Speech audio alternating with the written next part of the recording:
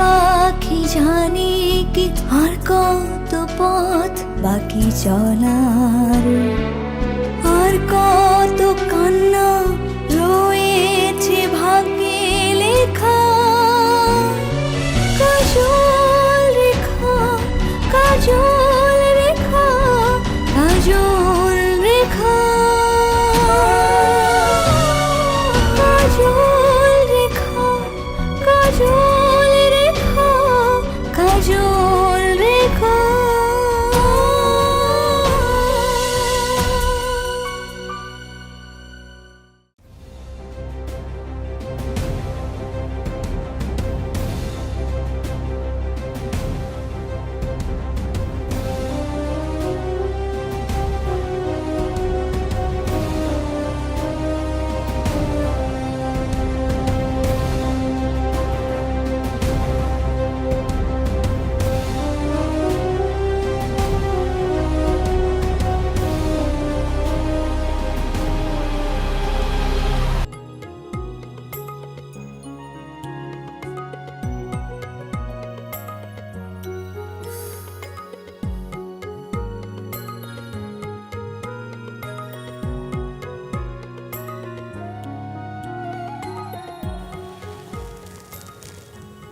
সুলতানা, এখন আপনার কেমন লাগছে?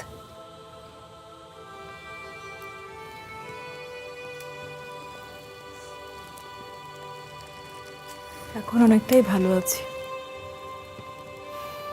কাল রাতে নিশ্চিন্তে ঘুমিয়েছি। আসলে বিষটা আমাকে অনেক দুর্বল করে দিয়েছে।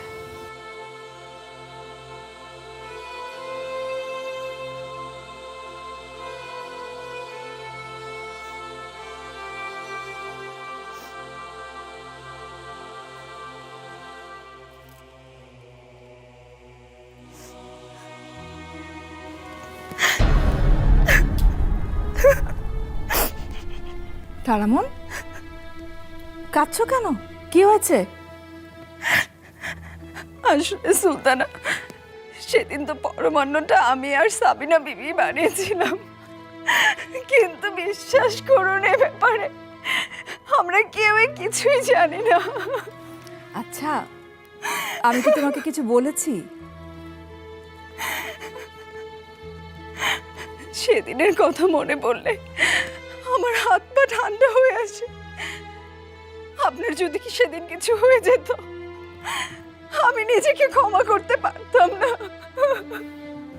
কিন্তু আমার তো কিছু হয়নি, তাই না? আল্লাহ আমাকে বাঁচিয়ে দিয়েছেন, তাই না? আচ্ছা তারামন, প্রাসাদে কি কোনো বড় কোনো ঘটনা ঘটেছে? তোমরা কি আমার কাছে কিছু লুকোচ্ছ?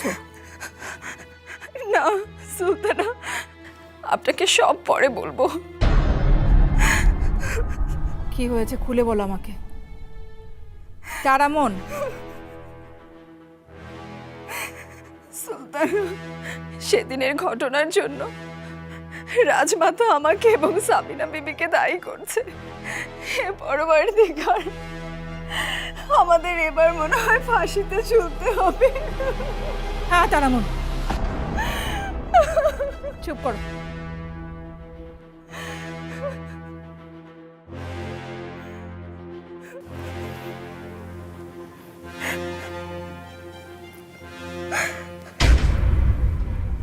তুমি কখনো ভুল করতে পারো না, এটা আমার বিশ্বাস। এই বিশ্বাস অটুট আছে, থাকবে। তোমার কি মনে হয় আমি কখনো তোমার সাথে কোনো অন্যায় করেছি? ভুল না করার শিক্ষা আমি তো আপনার কাছেই পেয়েছি আম্মাজান।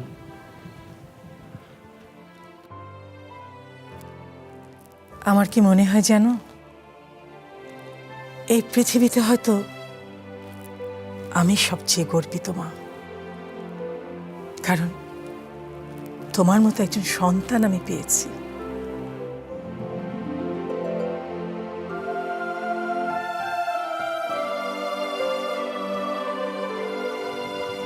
আমিও ভীষণ সৌভাগ্যবান।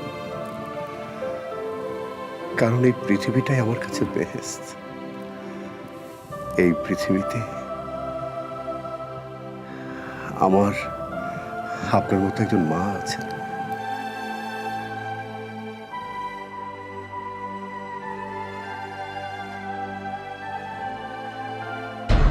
না, এর প্রতিশোধ আমি নেবই।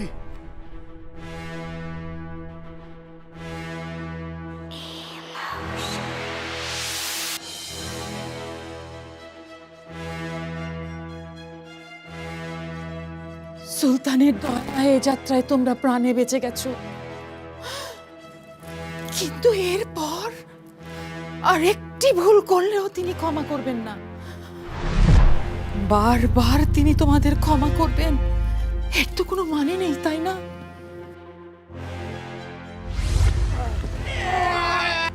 দাঁড়াও।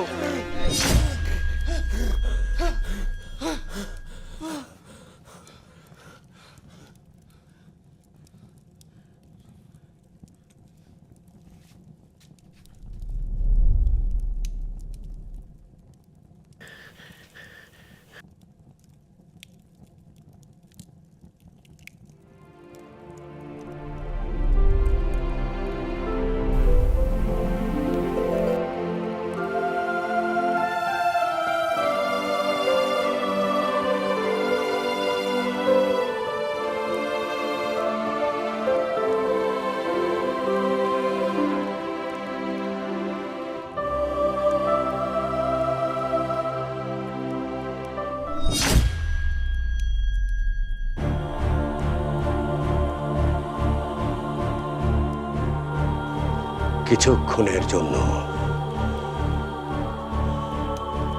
তোমাকে ছোটবেলায় দেয়া কথাটা আমি ভুলে গিয়েছিলাম। ভাই হত্যার কলঙ্ক মাথায় নিয়ে বাকিটা জীবন কাটানো আমার পক্ষে অসম্ভব।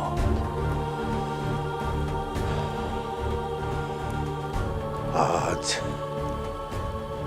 এক সুলতান হেরে গেল এক ভাইয়ের কাছে। যাও, এরপর কোনো ভুল হলে ভাইয়ের কাছে সুলতান আর পারবে না।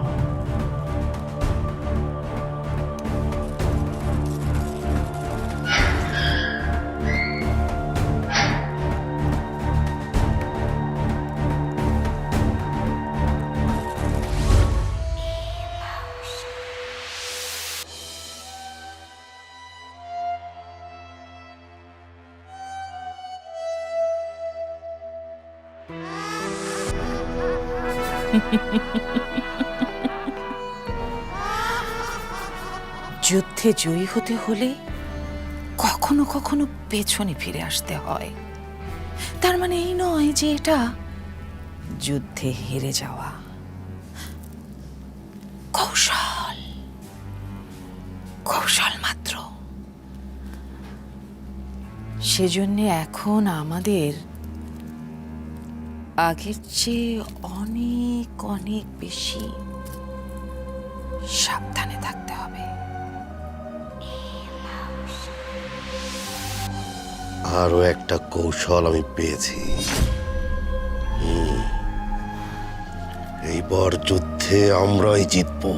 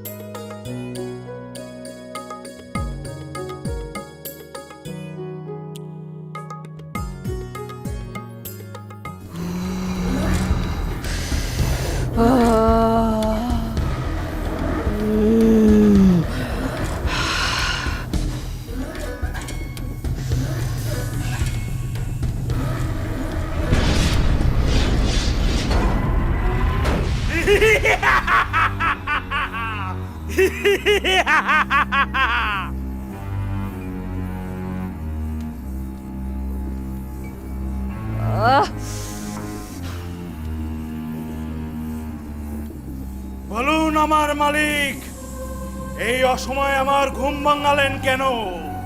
তুমি তো সবই জানো কালাবীর। জি মালিকা, আমি জানি সুলতানার গর্ভে যে সন্তান আসতে চলেছে সে অনেক ক্ষমতার অধিকারী। তাকে জন্মানোর আগে শেষ না করলে কালা দুনিয়ার জন্য সর্বনাশ ধেয়ে আসবে। আমাকে পথ দেখাও। তোমার কাছে কি নতুন কোনো বুদ্ধি আছে?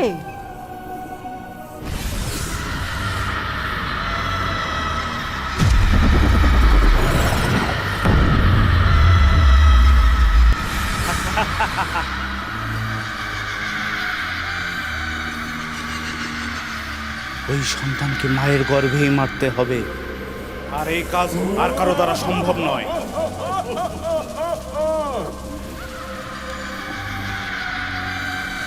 এই নেন মালিকা, এই 19 শালাকা নূরজাহানের গায়ে ফোটালেই নূরজাহান ও তার সন্তান দুই শেষ।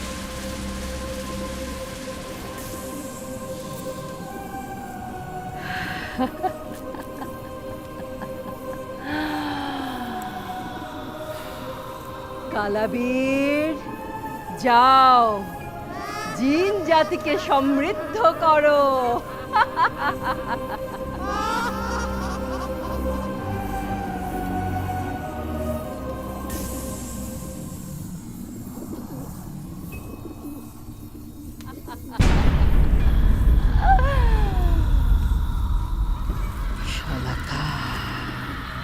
বারে বারে ঘুঘু তুমি খেয়ে যাও ধান।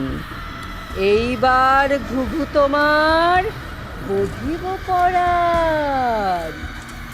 বারে বারে ঘুঘু তুমি খেয়ে যাও ধান। এইবার ঘুঘু তোমার বধিব পরাণ।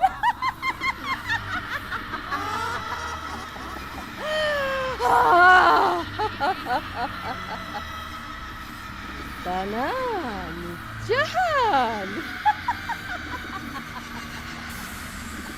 শেষ। সর্বনাশ, সর্বনাশ ছড়িয়ে পড়ুক চারদিকে। কালাবীরের জাদু ছেয়ে যাক আকাশ বাতাস। প্রতিটি মানুষের বিশ্বাস ভরে উঠুক বিষে।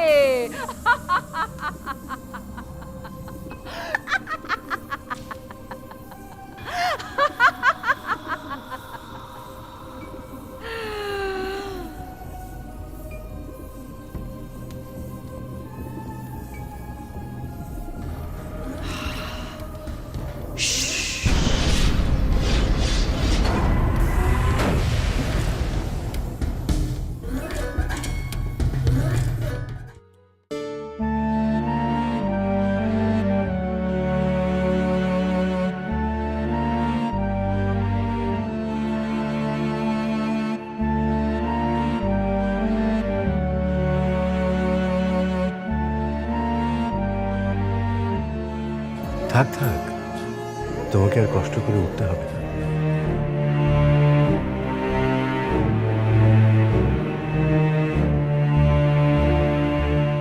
মহান আল্লাহর রহমতে আশা করি সব বাধা দূর হয়েছে। জানো সুলতানা, এই 10টা মাস যেন আমার কাছে মনে হয়েছে 10টা বছর। আমার কিন্তু ভয়টা এখনো দূর হয়নি সুলতান। এখনো প্রায় রাতেই আমি শব্দটা শুনতে পাই। আমি জানি, কিন্তু আমি তো চেষ্টার কোনো ত্রুটি করিনি সুলতান। আর তাছাড়া পীর বাবার দেয়া সুরক্ষা তাবিজ এখনো তোমার চারপাশে সুরক্ষা বলয়ের কাজ করছে, যেটা ভেদ করা কোনো অশুভ শক্তির পক্ষে সম্ভব না। পীর বাবার কথাটা যেন ভুলে যাই না। তিনি বারবার বলেছেন কোনো অবস্থাতেই যেন তুমি এই ঘর থেকে বের না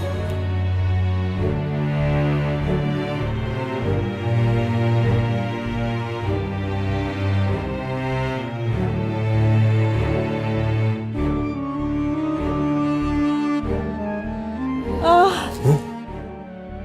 কি হয়েছে সুলতানা? কি হয়েছে? কিছু না।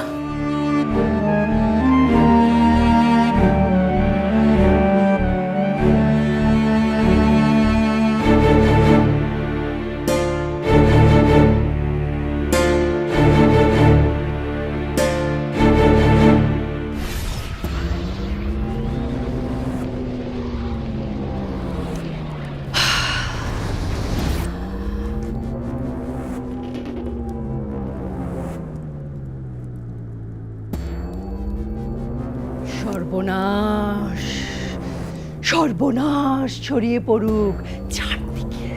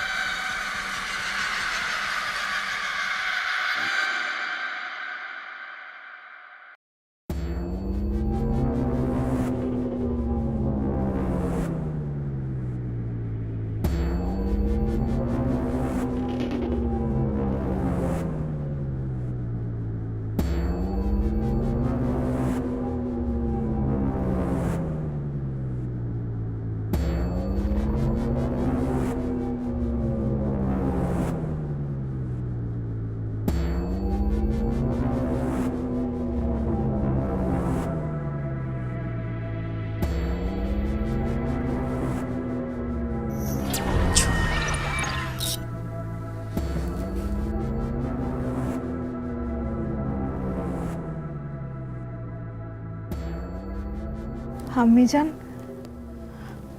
আপনি এত রাতে? কে আছো? দরজা খোলো। কে আছো?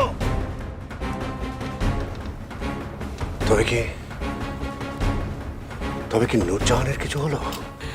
কালা জাদুর অস্তিত্ব ধ্বংস করা এত সহজ নয়।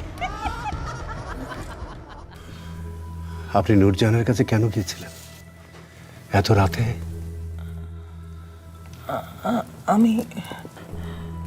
আমি তো কোথাও যাইনি।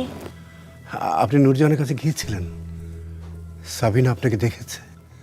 দোহাই আমাদের, কি হয়েছে আমাকে খুলে বলেন।